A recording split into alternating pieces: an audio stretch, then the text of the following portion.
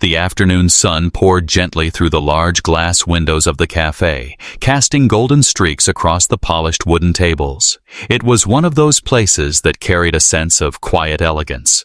Fresh flowers on every table, the soft hum of jazz music in the background, and the smell of freshly brewed coffee drifting through the air. For most people, it was a place to relax and enjoy. But for Amara, it was work. Amara was a young black girl, just 19, juggling her studies at university and her part-time job at this cafe. Her dream was bigger than most people around her could imagine. She didn't just want to work and survive. She wanted to see the world, learn everything she could, and prove that where she came from would never limit where she was going.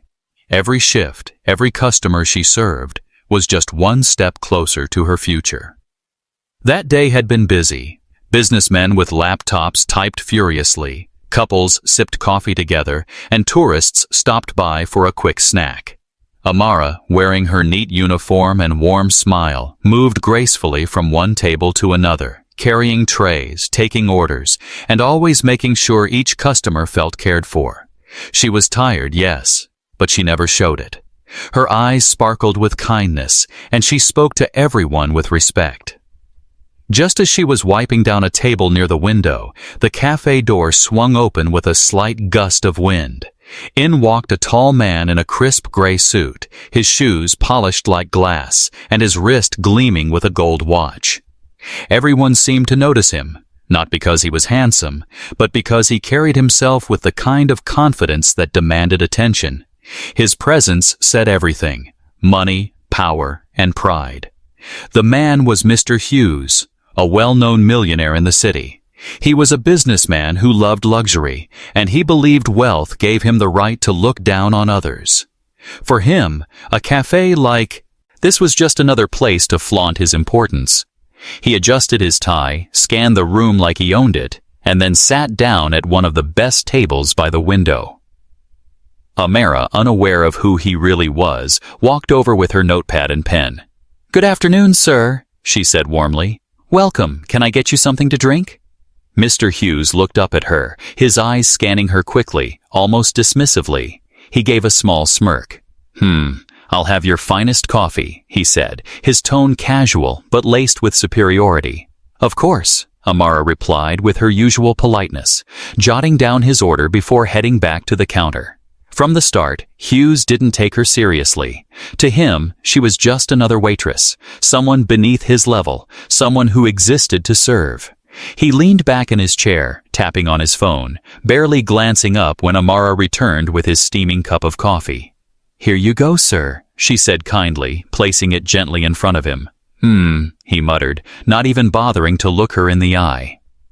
But something about Amara's energy, her calmness, her confidence, even in a simple job, caught the attention of others in the cafe.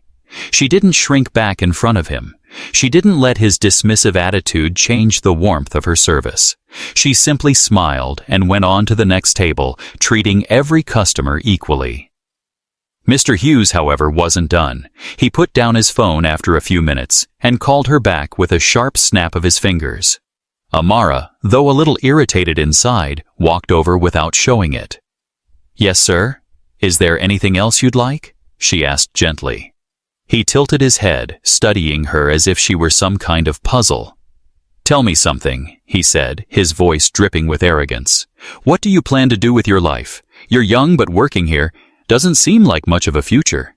The question wasn't genuine, it was mocking. He wanted to amuse himself, to remind her of the difference between them. A man of millions and a girl in an apron. Amara, however, didn't flinch. She looked straight at him, her eyes steady. "This isn't my future," she said calmly. "It's just a step on my journey. I have bigger dreams." Her answer surprised him for a moment, but he quickly chuckled, shaking his head as if she was just naive. Bigger dreams? And what might those be? Becoming a manager here? Owning a little shop someday? The way he said it was coated in sarcasm, but Amara didn't let his words sting. She straightened her shoulders and gave him a small, confident smile. "No," she replied firmly. "I want to travel the world, and I can, Because I speak 9 languages. The cafe went on buzzing in the background, but for Hughes, time seemed to pause. He stared at her, blinking, before bursting into laughter. His deep chuckle filled the room, and a few customers glanced over curiously. To him, it sounded like the wildest claim, too ridiculous to be true. Amara stood there, not embarrassed, not angry, just calm, with the same confidence she had carried from the moment she walked up to him. She had said her truth, and she didn't need his validation. And though Hughes laughed, though he mocked her with disbelief, the unexpected encounter had already set the stage for something bigger.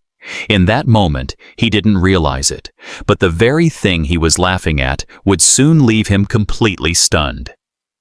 This simple meeting between a proud young girl and a proud wealthy man was only the beginning of a story neither of them would ever forget. Mr. Hughes leaned back in his chair, still chuckling, the sound rumbling in his chest like he had just heard the funniest joke of the year. To him, Amara's proud declaration, "I speak 9 languages," was nothing more than the daydream of a silly girl trying to impress. He took another slow sip of his coffee, smirked, and shook his head in disbelief. "You young people," he said with a sly grin, "always so dramatic. 9 languages? My dear, that's not even possible. Maybe 2 or 3 if you're lucky, but 9? That's pure fantasy." His tone was sharp but playful, the kind of voice that carried arrogance disguised as humor. He wasn't asking her if it was true. He had already decided it wasn't. To him, Amara was simply a waitress with an overactive imagination, and he enjoyed laughing at her confidence. Amara stood still for a moment, meeting his eyes without flinching. There was no anger on her face, no sign of embarrassment. She simply smiled politely, gave a short nod, and turned to continue her work. For her, his laughter wasn't worth an argument. She had nothing to prove, not yet. But Hughes wasn't done. His ego demanded more entertainment, more chances to assert himself as the clever one in the room. He tapped his gold watch on the table, as if summoning her again.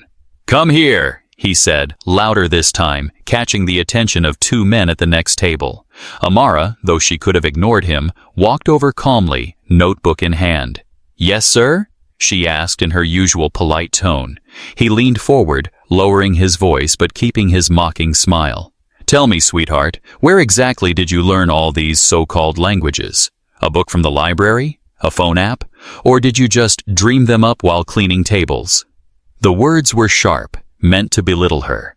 A couple of customers raised their eyebrows at his rudeness, whispering quietly to one another, but Hughes didn't notice, or perhaps he didn't care. In his mind, he was the center of the room, and everyone else was a backdrop to his importance. Amara took a quiet breath. She could feel the sting of his sarcasm, but instead of shrinking, she steadied herself. "I learned them through hard work," she said softly but clearly, "and I didn't dream them up. Each one came with years of practice and dedication." Her voice was calm, but her words carried a quiet strength. Hughes smirked again, unimpressed. "Dedication?" he repeated, his eyebrows lifting. "My dear girl, I built a company worth millions. That's dedication. What you're describing is just a hobby. A party trick at best. Do you really think being able to say a few words in different tongues makes you important?" The dismissive way he spoke cut through the cafe like a blade. Some of the customers glanced up from their laptops, sensing the cruelty in his tone. One older woman shook her head disapprovingly, but Hughes noticed none of it. To him, this was just another example of a wealthy man reminding the little people of their place. He thrived on the imbalance, on making sure others knew they could never rise to his level. Amara, however, refused to let him see any crack in her confidence. She gave him a small smile, the kind that spoke of patience, and said simply, "Languages connect people, sir. Money builds walls. I chose connection." Her words landed like a quiet thunderclap. They were not loud, not harsh, but they carried a truth that slipped past his armor of arrogance. Hughes blinked for a moment, his smirk faltering ever so slightly. He hadn't expected her to answer with such wisdom. Still, he quickly recovered, chuckling again to mask the sting of her reply. Philosophy now? So you're a philosopher, a waitress, and a so-called genius with 9 languages? He leaned back, spreading his arms as if putting on a show for the whole cafe. Ladies and gentlemen, behold, we have a prodigy among us. A few people glanced his way, but their expressions were unimpressed. Some looked at him with annoyance, others with pity. Amara, however, kept her composure. She refused to give him the satisfaction of anger. Instead, she calmly stepped back and said, "Is there anything else you'd like to order, sir?" Her question, simple and professional, disarmed him. He had expected a flustered reaction, maybe even a defensive outburst. But her calmness only made his arrogance look louder, uglier, and more unnecessary. He waved his hand dismissively. No, just keep the coffee coming. I'll need it if I'm to sit here listening to fairy tales." Amara nodded once and walked away. Behind her, Hughes chuckled again, though this time his laughter was a little forced, a little less certain. Something about her poise unsettled him. She wasn't breaking the way most people would under his ridicule. She wasn't giving him control. Across the cafe, a few customers exchanged quiet words about what they had just witnessed. Some admired Amara's patience. Others shook their heads at Hughes's arrogance. And though Hughes thought he had won the moment, the truth was different. The cafe itself had turned against him. The atmosphere had shifted, and people were beginning to see him for what he was, not a powerful man, but a cruel one. What Hughes didn't know was that his arrogance was planting the seeds of his own humiliation. He believed he was the one laughing at Amara, mocking her claim as ridiculous. But soon, very soon, he would discover that her words were not empty. They were real. And the moment she proved it, his laughter would vanish, replaced by the kind of silence only shock can bring. For now, though, he sat comfortably in his chair, sipping his coffee, still convinced that money and power made him untouchable. But the girl he underestimated was far stronger, far brighter than he could ever imagine. The cafe had grown busier as the afternoon passed. Sunlight filtered in through the tall windows, glinting off silver spoons and coffee cups. Customers chatted softly, their conversations weaving into a warm hum that filled the air. But at one table by the window, a very different kind of energy simmered. Mr. Hughes sat with his expensive suit neatly pressed, his gold watch gleaming under the light, and his air of superiority clinging to him like cologne. He had spent the last few minutes smirking, throwing sarcastic comments at Amara, as though she were nothing more than a toy to pass the time. To him, she was just a young waitress, someone whose dreams could be crushed with a single laugh. But Amara was not the kind of girl who bent easily under arrogance. Every time he mocked her, she stood taller. Every time he dismissed her, her eyes grew brighter with determination. She was polite, yes, but her silence wasn't weakness. It was strength waiting for the right moment. And then that moment came. Hughes leaned forward, resting his chin on his hand, and said in a voice loud enough for nearby tables to hear, "Come on then, sweetheart. Tell me again about these 9 languages of yours. I could use a good laugh before my next meeting." His tone dripped with sarcasm, and a few customers turned their heads, curious about the exchange. Hughes noticed them watching, and this only fed his arrogance. He loved an audience. He loved showing people that he was smarter, richer, and more important than anyone else in the room. Amara took a quiet breath. She could feel the weight of his mocking eyes on her, and the growing curiosity of the other customers. For a moment, she stood in stillness, as if deciding whether or not to respond. Then she smiled. Not a nervous smile, not a fake one, but the kind of smile that carried certainty. "Yes," she said simply, her voice calm but straw. "Uncle, I do speak 9 languages." Her words cut through the cafe's soft hum like a clear bell. She wasn't whispering, but she wasn't shouting either. It was the kind of statement that demanded attention because of the conviction behind it. Hughes blinked, slightly thrown off by her confidence. Then, as if to recover, he burst out laughing again, louder this time, slapping his palm against the table. 9! Oh, that's rich. Absolutely rich. And which ones are these, may I ask? Pig Latin and baby talk? A ripple of uneasy laughter came from one or two people in the cafe, not because they agreed with him, but because his theatrics were impossible to ignore. Yet most of the onlookers stayed quiet, their eyes moving from Hughes's smug grin to Amara's calm face. Amara didn't flinch. She met his eyes directly and answered with poise. French, Spanish, Arabic, Mandarin, German, Swahili, Italian, Hindi, Japanese. She listed them off smoothly, without hesitation, each word pronounced with perfect clarity. Her tone wasn't boastful, it was factual. She wasn't trying to impress him, she was simply telling the truth. The cafe grew quieter. Conversations at nearby tables stalled, cups hovered in midair, and even the barista behind the counter looked up. People weren't just curious anymore, they were intrigued. Hughes leaned back, raising his eyebrows, clearly not expecting such a steady response. For a moment, he said nothing. Then his lips curled into another mocking smile. Well, isn't that convenient? A walking dictionary. He chuckled to himself and shook his head. Sweetheart, anyone can say they know a language. That doesn't mean they actually do. Amara's smile widened ever so slightly. Would you like me to prove it? She asked softly, her voice carrying a quiet challenge.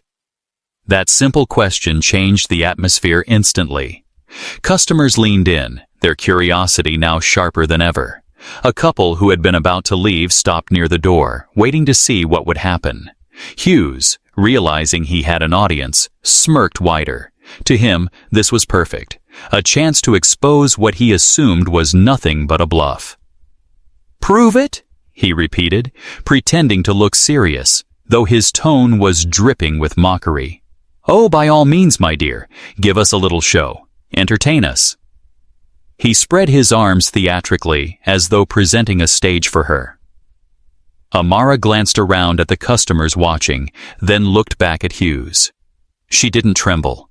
She didn't hesitate. Instead, she lifted her chin, her eyes shining with determination. Very well, she said calmly. If you want a demonstration, you'll have one. There was no arrogance in her voice, only confidence. The kind of confidence that came from hours, years of hard work. The kind of confidence that didn't need validation from anyone, least of all a man who thought his wealth made him superior. Hughes leaned back, folding his arms, his smirk fixed firmly on his face. He was ready to watch her stumble, to watch her embarrass herself in front of everyone. To him, this was going to be the highlight of his day. A silly girl trying to prove the impossible. But Amara knew something he didn't. She wasn't bluffing. She wasn't exaggerating. She had spent years pouring her heart into learning, memorizing, and practicing. Languages were her passion, her gift, her bridge to the world, and now she would let the truth speak for itself. As the cafe grew silent, the hum of jazz music now barely noticeable, Amara prepared herself. The air was heavy with expectation, the audience waiting, Hughes grinning smugly, and her heart steady. This was the moment where arrogance would meet reality, and Amara was ready. The cafe was unusually quiet now. The soft jazz music still played in the background. The sound of the espresso machine hissed faintly, but all of it seemed distant. Most eyes were fixed on the table near the window where Amara stood tall and calm, and Mr. Hughes sat with his smug grin, tapping his gold watch against the table as if counting down to her failure. Hughes had always loved being the center of attention. For him, people were either admirers or pawns. And today, he had an audience, a stage, and what he thought was an easy target, a young waitress who dared to claim something outrageous. He was certain he would expose her as a liar, or at least embarrass her so badly that she would regret ever speaking with confidence in front of him. He leaned forward, his smirk wide, and said loudly enough for the whole cafe to hear, "Ladies and gentlemen, our dear waitress claims she speaks 9 languages. 9! Now, isn't that something?" There was a ripple of murmurs across the room. Some people looked surprised, others curious. A man in a suit at the corner table chuckled under his breath, but most simply waited in silence, intrigued. Hughes continued, his voice carrying arrogance as he gestured toward Amara. "But you and I both know anyone can say such things. The real question is, can she prove it?" He leaned back, folding his arms as if he had already won. "So, sweetheart," he added with a mocking sweetness, "why don't you show us? Impress us all. Let's hear these 9 magical tongues of yours."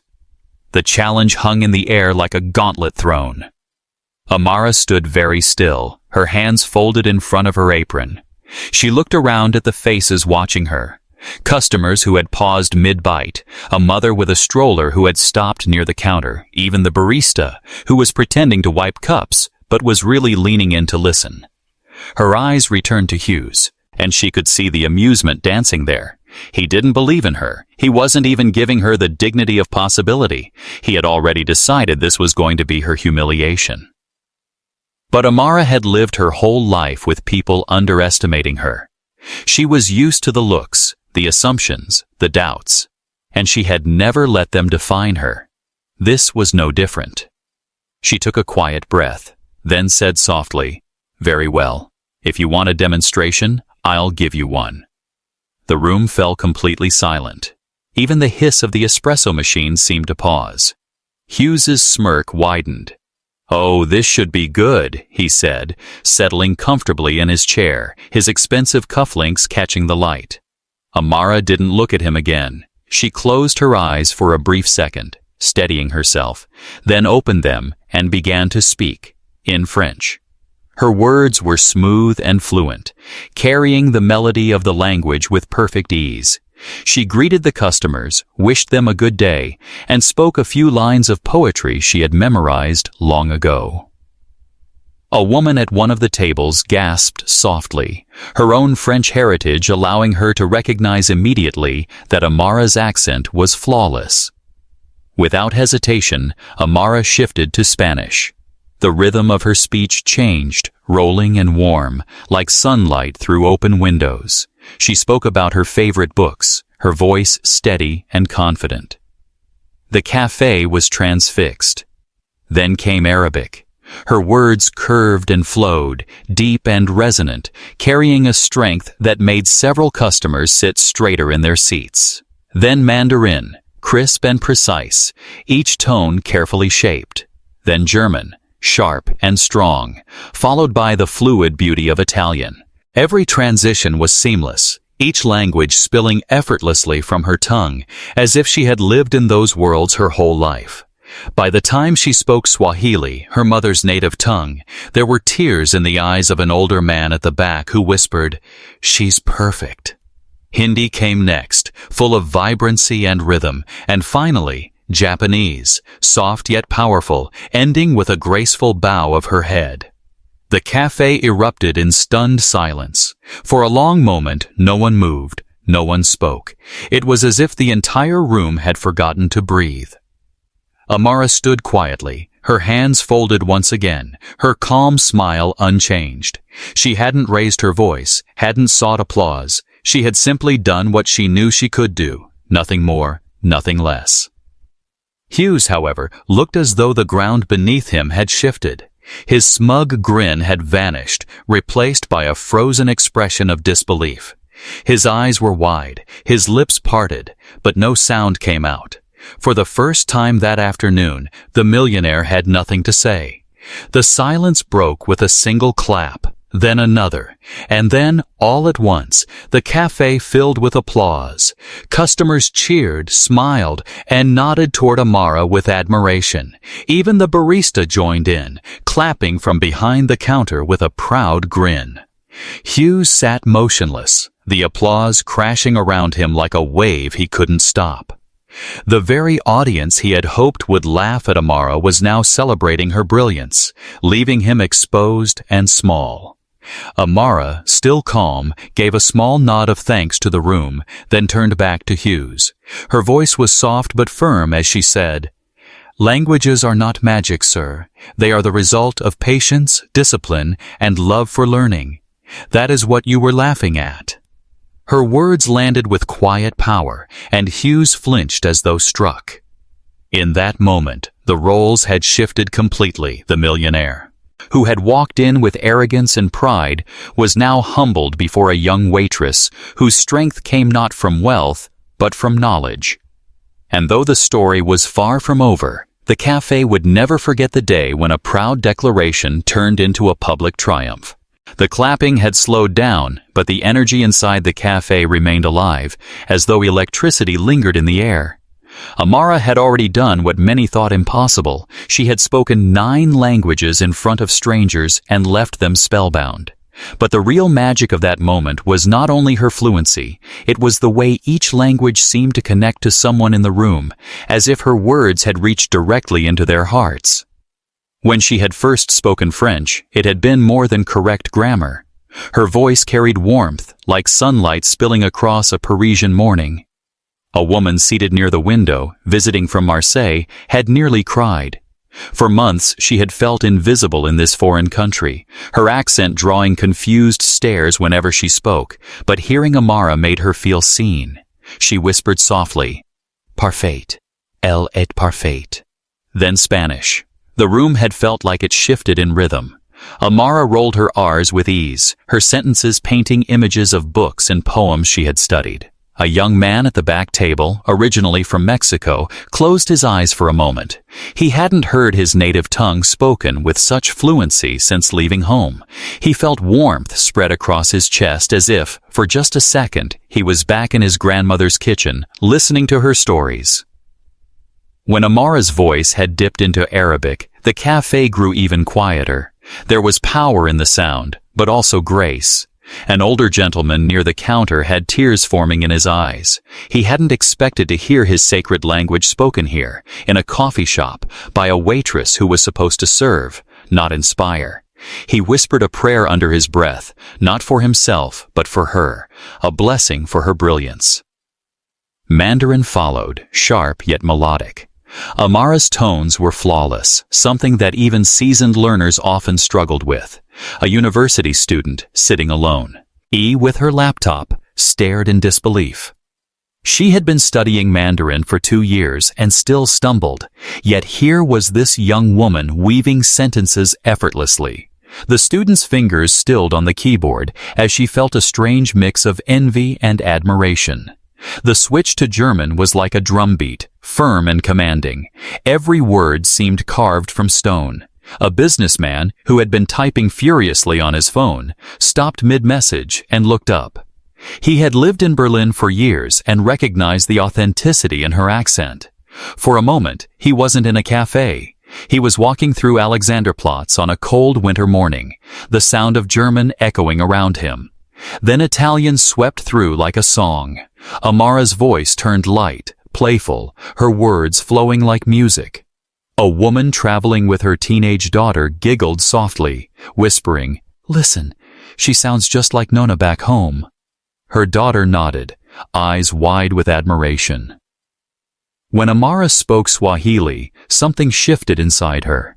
This wasn't just another language. It was her heritage, her roots, the voice of her mother and grandmother. The words flowed with emotion, every syllable carrying weight. A few customers didn't understand the meaning, but they felt the depth, the pride. The cafe seemed to breathe with her, drawn into the rhythm of her heart. Then came Hindi, full of life and color.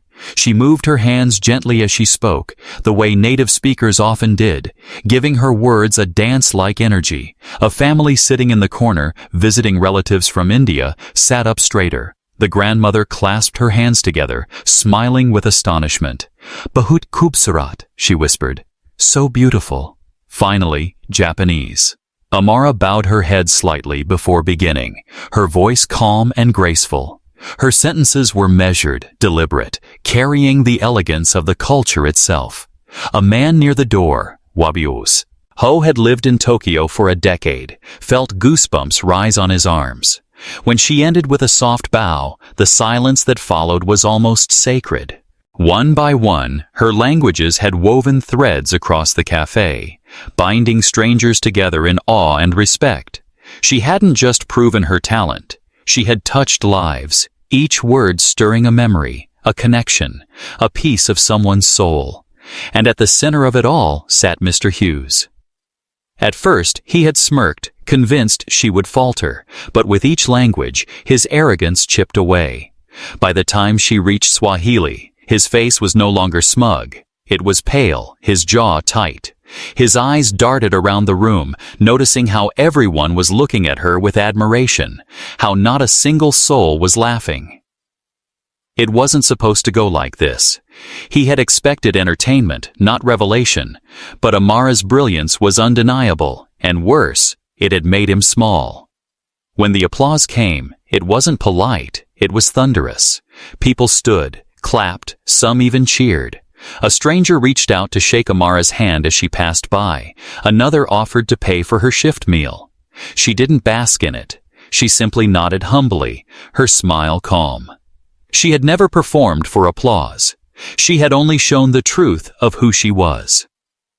Hughes sat in the middle of it all, his palms sweating against the polished wood of the table. For once, no one cared about him. The audience belonged to her, the respect belonged to her, and there was nothing his millions could do to buy it back. Amara turned to him at last. Her voice wasn't angry, nor was it triumphant. It was steady, gentle, but it carried the weight of truth. "You laughed," she said softly, "but knowledge isn't a joke. It is power, it is dignity, and it is something no one can take away." The words struck harder than any shout could have. The entire cafe seemed to hold its breath, waiting to see what the powerful man would say. But Hughes had no words. His tongue, sharp and cutting when he mocked her, was useless now. And for the first time in years, Mr. Hughes felt the sting of humility. The demonstration wasn't just stunning, it was unforgettable. The cafe would carry the memory like a story to be told again and again. The day a young black girl spoke 9 languages, and a millionaire who thought himself untouchable was left in absolute silence. Mr. Hughes had always believed money could shield him from embarrassment. In boardrooms, at exclusive parties, and in the finest restaurants, his wealth had been armor. People forgave his arrogance because they wanted his favor, his investment, his approval. But in this small cafe, with its creaky wooden floors and chalkboard menu, his millions meant nothing. He sat frozen in his chair, the sound of applause still ringing in his ears like a cruel echo. Only it wasn't cruel, it was beautiful, but not for him. Every clap, every cheer, every smile was aimed at the young woman standing before him. A waitress. A girl he had thought he could belittle for amusement. Amara had returned to her calm posture, her hands folded gently before her apron, her head held high. She hadn't gloated, hadn't shouted, hadn't needed to prove anything with anger. She had spoken, and her words had carried the weight of truth, and now the entire cafe stood on her side. Hughes's throat felt dry. He reached for the glass of water in front of him, but his hand trembled slightly. He set it back down before anyone noticed, but the act itself terrified him. His hands never trembled, not in negotiations worth billions, not even when competitors tried to ruin him. Yet here he was, shaking in front of a waitress who had dismantled his pride with nothing but words. He glanced around the cafe. Strangers looked at him differently now. When he'd first entered, they had admired his expensive suit, his gold watch, his aura of importance. But now their eyes held something else. Some looked disappointed, some looked disgusted, and others didn't look at him at all. They were too busy admiring Amara. For a man like Hughes, who fed on attention and dominance, this was unbearable. His smirk, his weapon of choice, was gone. He tried to summon it back, to curl his lips into that familiar shape, but it felt heavy, full, impossible. "You," he began, his voice quieter than usual. He cleared his throat, tried again. "You're impressive." The words hung awkwardly, like broken pieces of glass. They didn't sound genuine. They sounded like a desperate attempt to salvage dignity. Amara tilted her head slightly, not cruel, not forgiving either. She didn't answer, and somehow her silence was louder than his words. For the first time, Hughes was forced to look at himself, not through the lens of wealth or status, but through the eyes of strangers who had witnessed the moment. He remembered the way he had chuckled at her earlier, how he had called her sweetheart, how he had mocked her as if she were beneath him. And now he felt that laughter boomerang back, striking him in the chest. His chest tightened, not from anger, but from something he barely recognized. Shame. He wasn't used to shame. He wasn't used to being the one everyone judged. And yet here he was, a grown man worth hundreds of millions, shrinking under the gaze of ordinary people because he had underestimated someone extraordinary. Amara's words replayed in his mind. Knowledge isn't a joke. It is power. It is dignity. He had always thought power was in numbers, in bank accounts, in contracts, in skyscrapers with his name etched in steel. But now he realized how fragile that power was. Money could buy silence, but it could never buy respect. Respect belonged to her. The cafe began to settle again. Customers returned to their conversations, though many kept stealing glances at Amara, admiration still bright in their eyes. Hughes sat alone in his silence, his heart heavy with realization. He remembered being young once, ambitious, hungry for success. Back then, he too had believed in knowledge. He had studied late into the night, had pushed himself harder than anyone else. But somewhere along the way, money had replaced. Passion and arrogance had replaced humility. The boy who once believed learning was sacred had vanished.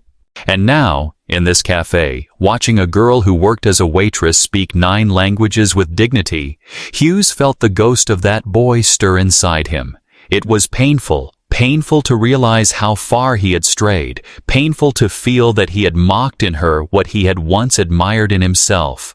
He wanted to speak, to apologize, to say something that could fix what had happened, but every sentence he tried to form collapsed before it reached his lips. Apologies were foreign to him. He was a man who gave orders, not regrets. Yet in this moment, regret pressed down on him like a weight he could not escape. Amara finally broke the silence. She didn't raise her voice, didn't make a spectacle. She simply said, "Words can heal, or they can wound. You chose to wound. I chose to heal." The simplicity of it pierced him deeper than any insult could have. The cafe had turned back into what it was before, just a place where people sipped coffee, chatted, and tapped on laptops. But for Hughes, nothing was the same. The air felt heavier, the walls seemed closer, and the weight of his own pride sat on his shoulders like chains. He stared at Amara, truly seeing her now, not as a waitress, not as someone below him, but as someone extraordinary. A girl who had reminded him of something he had forgotten: humility. For the first time in years, Hughes wished he could disappear.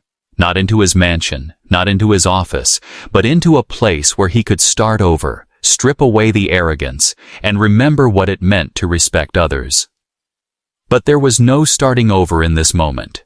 There was only sitting in the wreckage of his pride, listening to the echo of applause that hadn't been meant for him.